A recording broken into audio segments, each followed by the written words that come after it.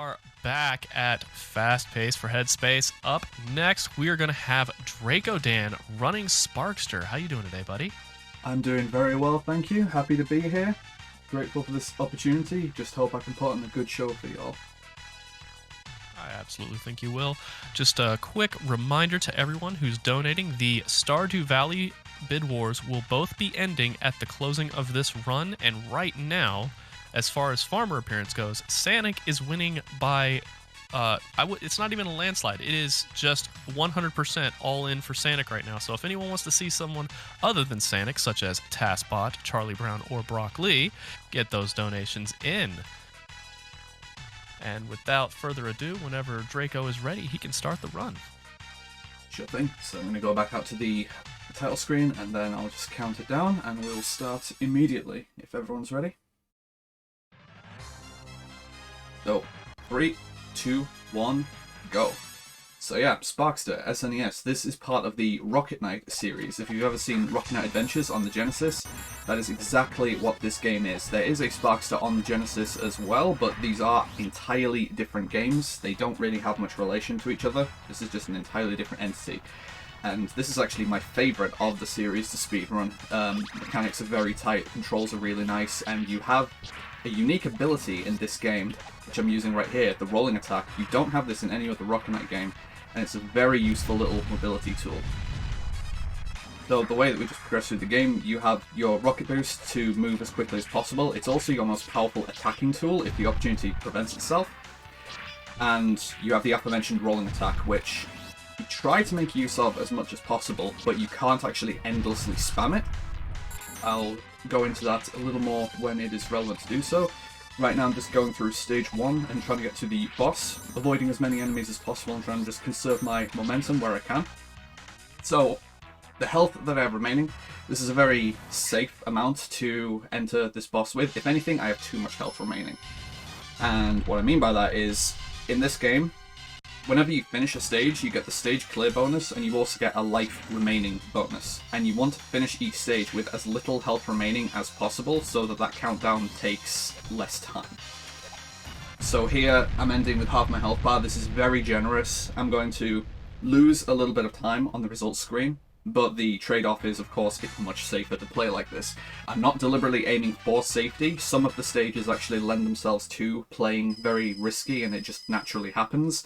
But for some fights, I will be aiming to enter the boss with as much health as I can, so that I can effectively damage race them. So going into stage 2, the Steelworks. Some very interesting routing here, both with the amount of rolling attacks I can afford to use and the position of walls that allow me to do some ricochets with the rocket boost. So what I mean with remaining rolling attacks is this game has a hidden value, which I just call the exhaustion meter, where after you roll attack 6 times consecutively in a row, Sparkster will become exhausted and you just lose control of him for about 3 seconds. Ways you can mitigate this are by not performing any rolling attacks for a short time. Just whilst you're not rolling, the gauge will decrease on its own. And alternatively, you can also take damage. This completely empties the meter and allows you to just keep rolling, basically indefinitely, as long as you're taking damage every 6 rolls or so. And we can use this, we can abuse this, in fact, to great effect on some boss fights. Not this boss in particular, which, waiting for a little audio cue to boost to the right. We go all the way to the left there to give the boss time to come on screen and spawn properly. Otherwise, the boss spawns off screen and you actually need to wait a pretty considerable time for him to actually come on screen and start attacking. But a relatively clean stage 2 boss. There's a lot of RNG in what attack patterns that boss can use, like with what weapons it picks up. Didn't get in my way too much though, so I'm fairly happy to get through that in the time that I did. As far as the actual ways that we have of attacking in this game, you've already seen me be doing the rocket boosting, the rolling attacking and such. Everything does have an attack value associated with it. So in ascending order, you have the projectile, which is fired out from your sword slashes. That deals 3 damage per hit. The physical sword slash itself deals 4 damage per hit. The rolling attack deals 5 damage per hit. And the rocket boost deals 6 damage per hit. So, although the rocket boost is the highest damage per attack, the fact that you need to charge it up means that if you're just trying to do as much damage as possible in a short space of time, it's not the highest DPS option you have. The highest DPS option you have is to just spam rolling attacks and then use a rocket boost when it's ready to use. And we do get quite a few opportunities to do that throughout the game. There are some boss fights, however, where rather than there being an HP pull, you just need to do basically a specific number of hits to them, and there are also some enemies that take some modified damage values, which changes the types of attacks you'd normally use. The stage 5 boss in particular takes half damage from all damage sources for whatever reason, and for odd numbers that is rounded down, so the rolling attack deals 2 damage per hit instead of 5, which makes it not that efficient to use compared to a rocket boost, which deals 3 damage per hit. It's doing 50% more per use of the attack. So, as you can see, this is an auto-scroller. I have been doing nothing for the last minute at least, which is actually the most efficient way to deal with the start of Stage 3, because all you can really do is destroy enemies and potentially lag the game and lose frames by, you know, causing lag frames. So we just do absolutely nothing there. It doesn't slow us down at all, and we can go into this mini-boss in exactly the same state, and although I've lost some health here, I'm going to gain it right back, which is convenient because the end boss of this stage is one of the ones that I definitely want as much health as possible, because I'm going to be very liberally damage boosting and damage racing this thing by using the rolling attack and exploiting the fact that I can take damage to reset the exhaustion meter. I'm just going to be able to infinitely roll and just hopefully stay inside this thing's hitbox and destroy the segments of it as fast as possible. It's this big robot caterpillar which has 2 phases. You have to destroy some body segments and then fight the main head itself. Also, against my better judgment, I'm going to swag a little here. If you actually fall into the void there, you actually die and it loses about a minute, so that's completely pointless to do and I shouldn't have done that, but again, swag. Got just some enemies here from either side of the screen, and then we'll go straight into the boss fight. And you will see just how exploitable the rolling attack is when you don't have to worry about exhausting yourself.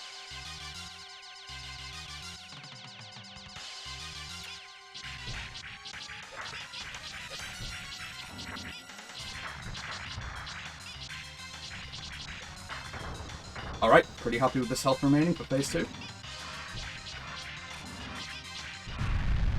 Yeah, not too bad, ended with 1 heart. Ironically, this is the one enemy of the game where it is actually best, quote-unquote, to end with 0 health. If Sparkster dies in this fight, you can still finish off the boss with the mech, and if you finish the stage like that, you still win, and you get a life bonus of 0, which is optimal. It's the only place in the game that you can do that. Submarine, this is a very technical, movement-based stage. Wow, I missed this guy. Impressive.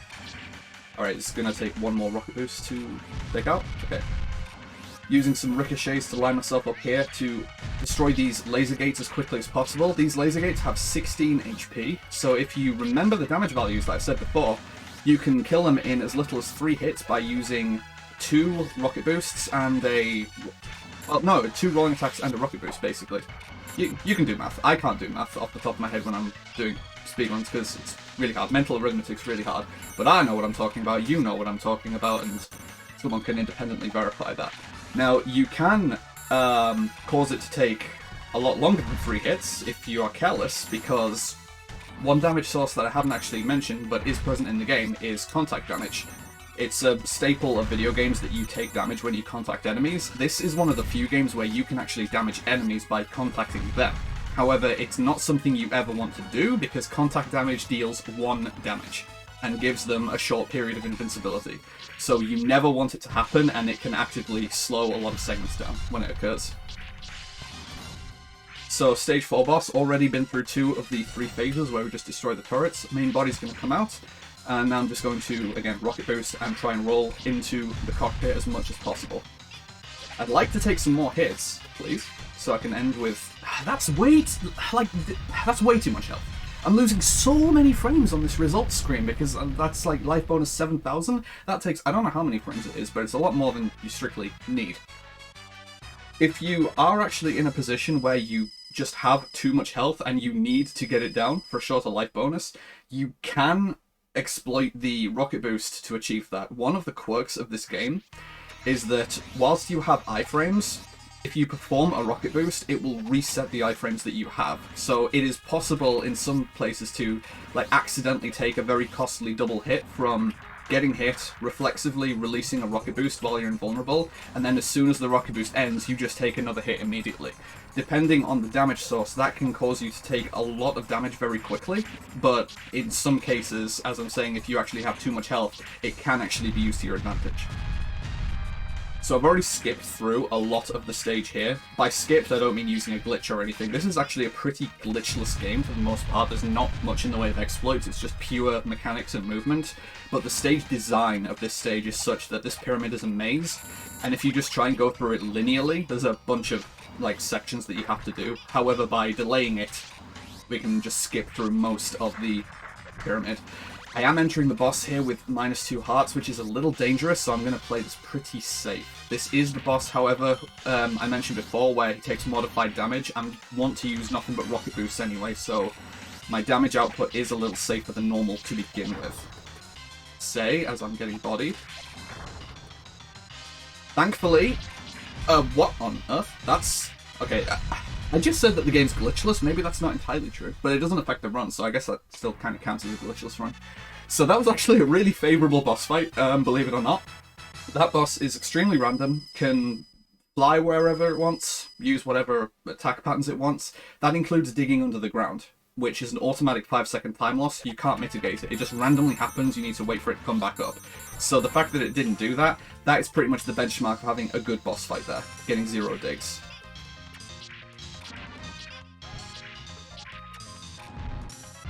Okay. If it's cool, I I was going to read a donation. Please do. Yes, I will give you some time. Absolutely.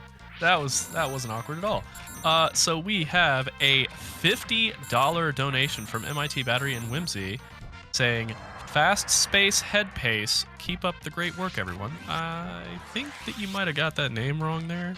It's Fast Pace for Headspace is the marathon name. We have another $50 from Shane Kills saying, "Gotta donate when Draco is doing some Sparkster. Good luck on the runs and raising money for a wonderful cause. Put this towards climbing the mountain and making the Stardew poll a little more interesting." Thank you very much, y'all. And Shane, I will turn you into a runner of this game eventually, if it's the last thing I do. It's been years in the making, but it'll happen eventually if you want it to happen, I promise. So, with that, we have Taspot in the lead in the Stardew. I am so sorry for cutting you off there. Nope, that no is problem. 100% my bad. But Taspot is now in the lead with $50, with Sanic trailing behind at $39. Oh, we're getting favorable RNG, yes! I'm not gonna lie. I mean, I could still die if the RNG nosedives at this point, especially because he has only half a heart left. Please don't... Oh my word.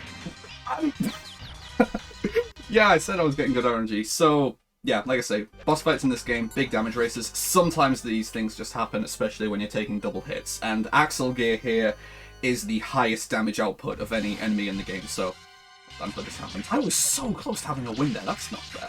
This was honestly a pretty good run for that point. Now he's giving me a pretty favourable pattern, like, why couldn't you have just done that before? Like, please. Alright, whatever. Thankfully, as you can see, dying throughout stages can be pretty costly. There are quite a few instances in this game where if you die whilst midway through a stage, it can send you back pretty far, but for most of the bosses in this game, there's generally checkpoints just before the boss fight. For this stage here, stage 7 though, although it's technically true that there is a checkpoint before the boss fight, it's not too helpful because it still is before a pretty lengthy auto-scroller. Dying on this stage's boss loses about a minute, no questions asked, and it can very easily happen because this is by far the most threatening boss fight of the run. And whilst this stage is an auto-scroller, I'm going to have to use a lot of this time to just explain how the fight is going to work. It's basically going to be a Rock'em Sock'em robot duel in space, where I'm going to have my mech, Axel is going to have his mech, and we're just going to slug it out. A lot of people really hate this fight, both in a speed sense and a casual sense. I've seen a lot of people say that they love this game, or they'd like to pick up this game, but they do not want to deal with this boss fight. And I don't really blame them, because for lack of a better word, it seems like Axel just bodies you really hard. Like, it seems like his damage output is insane, and you are basically helpless against him. It took me a fair bit of digging around in like the game's code to figure out what was going on in this fight, and you are actually on equal footing. It's just that Axel basically executes like a task, and so if you don't execute like a task in return, he's just going to outdamage you and really outperform you, because the controls are also really slippery with the robot mech. The way that the damage output is going to work is that you can punch left and right, back and forth. The base damage for a punch is 12, I believe, and you can rapidly spam a jab, like a single direction, and you can attack extremely quickly, but if you do that, the base damage of each hit decreases down to a minimum of, I think it's 4 per hit. Whereas if you alternate your punches, like left, right, you can increase the base damage of each punch, and that increase is larger the closer the punches are together. So the strategy that I'm going to employ is manipulating him into the corner, and then you're going to see me whiff a left and then hit him with a right multiple times in a row. And if I'm doing that correctly, both to be able to hit him at all and to be able to maximize the damage of each punch, I'll be able to deal up to 20 damage with each punch, and you can finish this fight in as little as 11 or 12 hits. It is a fight with multiple phases depending on his remaining HP, and the first phase is potentially the most dangerous because he's completely random in the first phase, and he can choose to do pretty much whatever he wants, which includes a berserk rush where he's chaining his lefts and rights with perfect accuracy, and that kills you very quickly. It is unfortunately, if you want to optimize, the best case scenario because he's completely defenseless, and that is the fastest way to finish the fight. Just kill him before he kills you, but it is extremely dangerous, and again, it's random. You don't have control of whether that happens. So if that happens, I'm probably just going to have to damage race and hope that I kill him first. If he chooses not to do that, though, you generally knock him into the second phase before he has a chance to do anything, which is where he turtles up and makes some very telegraphed movements before taking a pot shot at you. That is very exploitable, and you can get a lot of very easy damage in on him. And once he's at low critical HP, he enters his third phase, which is that he starts the Berserk Rush again, but he doesn't stop doing it until you are dead. So the entire strategy of this fight is to damage him very heavily to begin with and get him to his desperation phase while you still have high HP, because at that point it is a pure damage race where you cannot defend and you just have to kill him before he kills you. And the most favourable position to be in for that is that you have more health than he does when he hits that stage. So here we go. Like I say, this is basically completely random. I might die, and if I do die, I'm going to lose over a minute.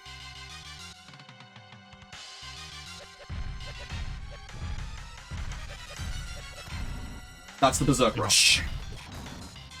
Now I just have to kill him.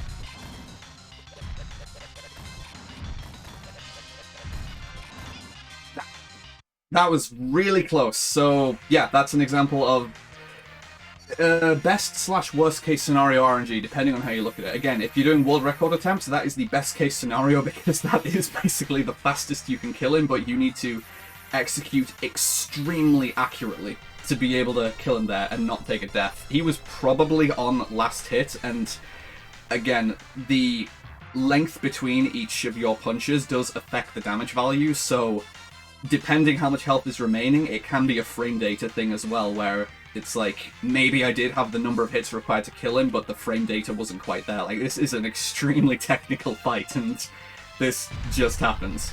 As you can see, like, I'm just waiting through this auto-scroller to be able to get another attempt. But hopefully, that's not going to happen again. This was a really good run before that as well. That's a shame. But still, pretty decent. Alright, just play ball, dude. Come on. Just give me this one thing.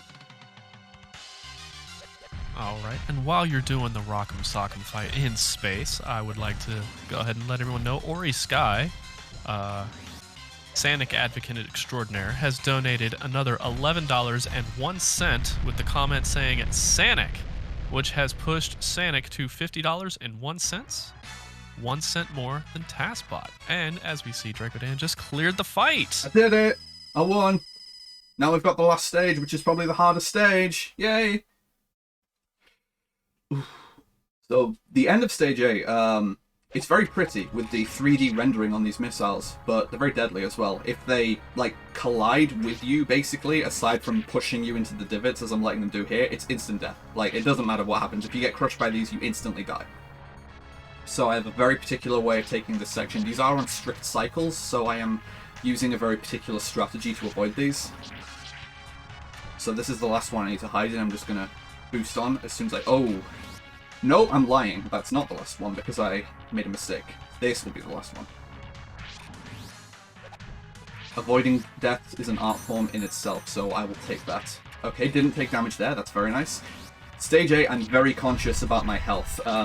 This is the last stage, and time is when the last boss explodes, so there is no life bonus at the end of the stage, but this is a very combat-heavy stage, and health is a pretty precious commodity here. So I'm -2 hearts here. I'm currently -1 heart from getting a pickup.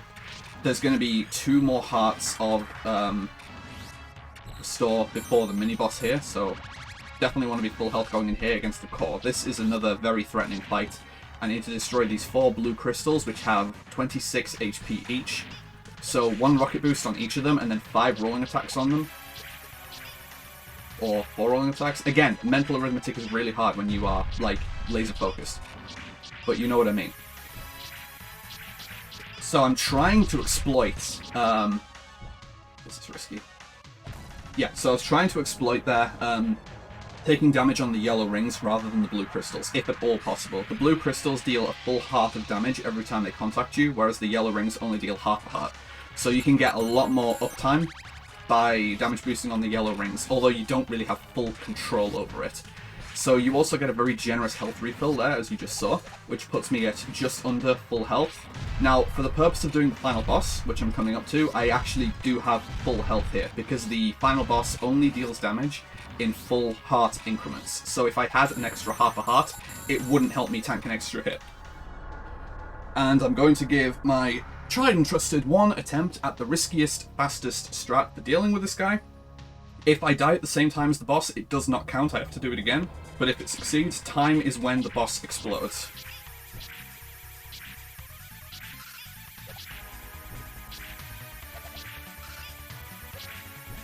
This is the worst RNG that he could possibly give for the purpose of going fast, because the lightning cage, as you can see, deals an insane amount of lag. Like, that's incredibly bad RNG. Time.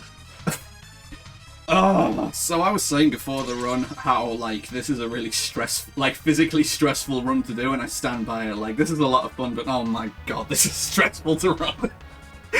Oh, it's a lot of fun though, and I hope that people did enjoy this run, and I hope that anyone might get inspired to try this run. It's so much fun, and it's so satisfying when you execute it well.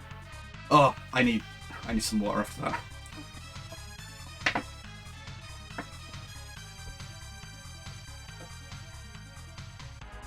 There we go.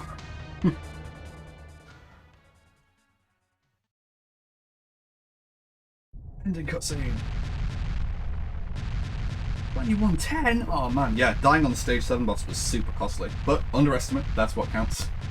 Hope everyone enjoyed. Thank you very much for having me again. Thank you for joining me, kid, and I'm very sorry that I left little room for the donations. It's just kind of the nature of the run, and I just never shut up.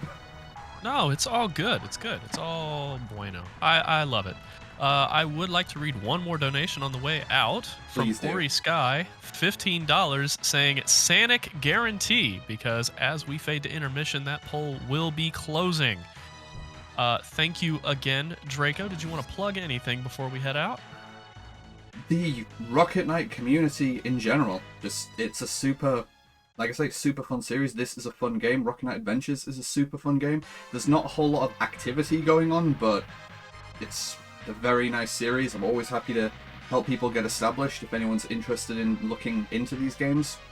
Rocket Knight Adventures itself is a very good place to start, and, you know, very critically acclaimed game. It's difficult, but it's very fun, I promise you. So if anyone is interested at all, the Discords should be linked on speedrun.com. Please feel free to drop by, and I can do what I can to help you out. All right, sounds wonderful. Thank you so much, Drakodan. That was Sparkster. A really outstanding run, but stick around. Up next, we have Stardew Valley by Rewarded Drawer? Rewarded Drawer? Rewarded Drawer? I can't pronounce names. I'm going to get a lot of flack for this during intermission. Stick around.